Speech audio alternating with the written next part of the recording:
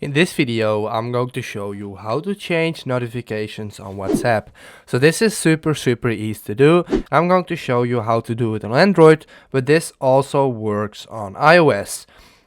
As you can see, I'm in WhatsApp right now, and what you want to do first, you want to hit your the three dots at the top right, then go to settings, and then go to notifications. As you can see, you can change it for groups, call tones, and normal messages.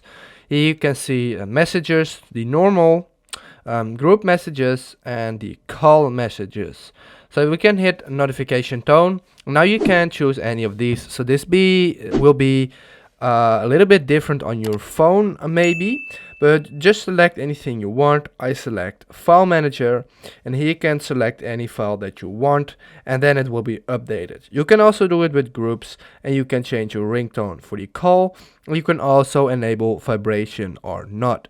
If this video helped you out, please leave a like, please subscribe, and see you next time.